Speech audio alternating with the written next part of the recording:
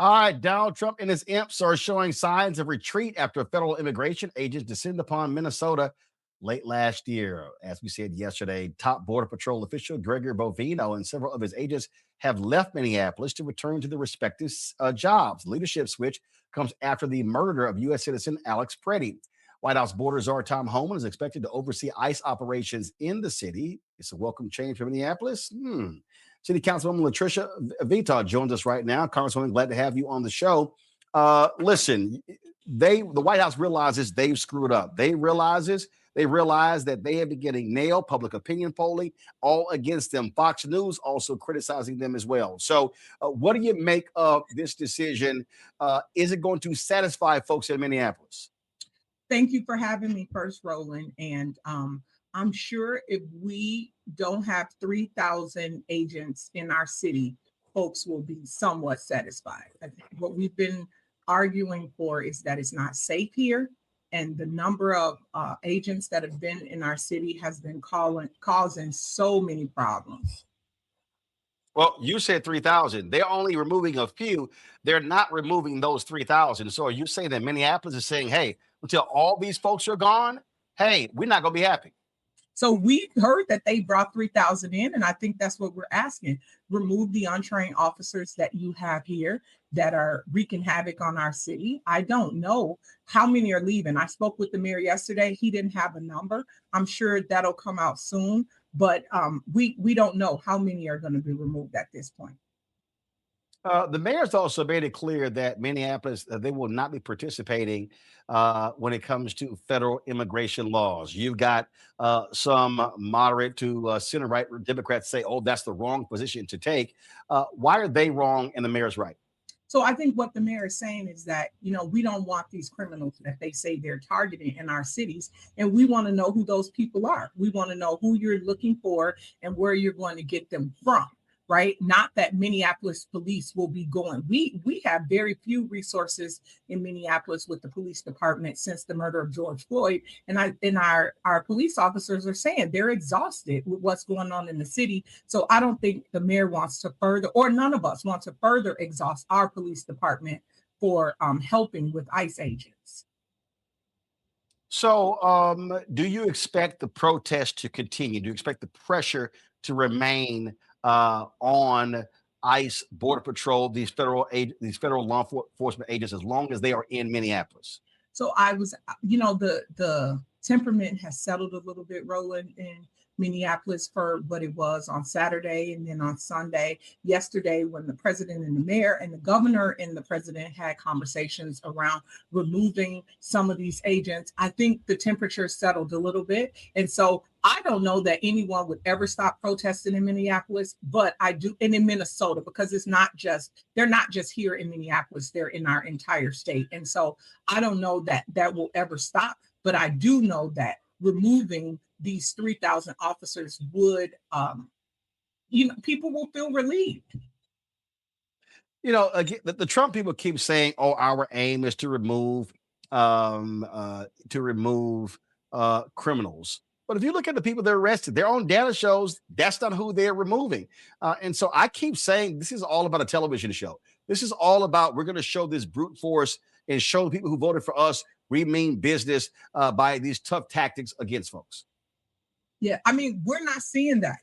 Even with my own personal experience, I know people that have been taken by ICE, and they're not these criminals that they said they were going to be picking up. And we're seeing little Liam who got picked up in a suburb of Minneapolis, and we know that that's not what's happening, and that's what we want to be clear about. None of us in this state want the people who they say they're coming to get. What we don't want them doing is attacking everyday folks. We don't want them pulling people over, asking them for documents, and then taking them into ICE custody. We don't want them knocking door to door. We don't want people being picked up on their jobs and at the grocery stores. We want to know who they're looking for and where they're located. I'm going to bring my panel right now. Joining me on my panel, is Dr. Mustafa Santiago Ali, former senior advisor for environmental justice at the EPA. He joins us out of Washington, D.C. Randy Brown, entrepreneur, author, speaker, creator of The Truthing Game out of D.C. Dr. Larry J. Walker, associate professor, University of Central Florida out of Orlando. Glad to have all three of you here. Larry, you're first. Your question for the councilwoman.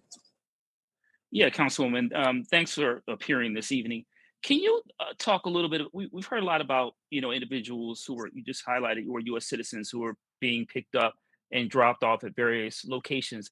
Is there any kind of funding available that sought through the city council and working with the mayor to make sure individuals who find themselves the doors kicked in or other challenges dropped off in places other parts of the city? Will you provide people with some kind of funding in terms of helping them adjust?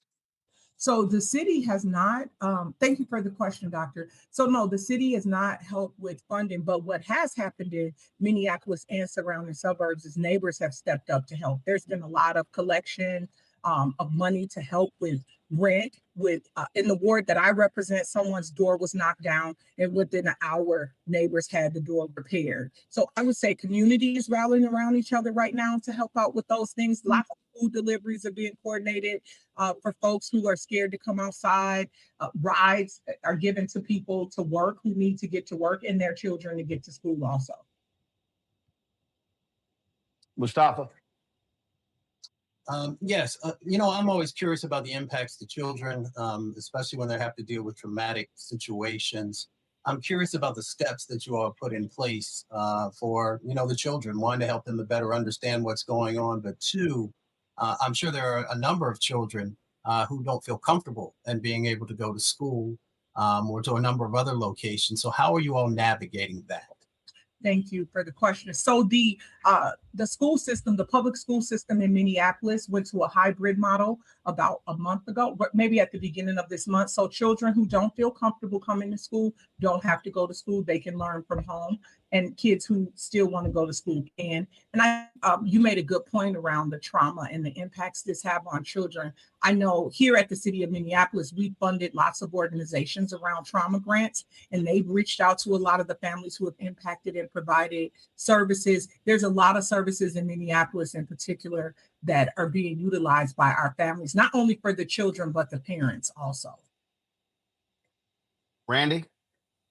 I know that mainstream media has blocked a lot of the news, the real news coming out of the state. But when we've become to rely on these independent journalists, people on social media, have they contacted you, the officials, to be interviewed or to participate in the conversation that's going on, since it has to be done through non-traditional means? Absolutely. I don't think I've gotten more media requests for something happening in the city. I've been elected in the city of Minneapolis for 8 years. And I think this topic, people are reaching out. People want to hear the stories. When I'm out on different scenes, when things are happening, people are there and they're asking questions from local folks. And I'm really proud of that. Thank you. Thank you. We also have this here. The Department of Justice, they've withdrawn the request for an arrest warrant for journalist Don Lemon, along with 4 others involved in the Minnesota church protest. The DOJ initially made the request after a Minnesota judge refused to approve criminal complaints against several individuals involved in the protests, including Lemon. The investigation remains open, but the DOJ may still pursue a case against Don Lemon, including a grand jury indictment. He's predicted that he's on his podcast, the DOJ likely would try to bring charges against him. Councilwoman, your thoughts on this action, this determination by the Department of Justice? Yeah, so I've never seen anything like this. This is definitely unprecedented action. And one of the persons who was arrested that went into the church, I actually represent on the council. I know her very well, and I haven't had a chance to talk to her yet. I've still been reaching out, trying to figure out how I can help as a council member, but I've never seen anything like this. So it's going to be interesting to see how this plays out.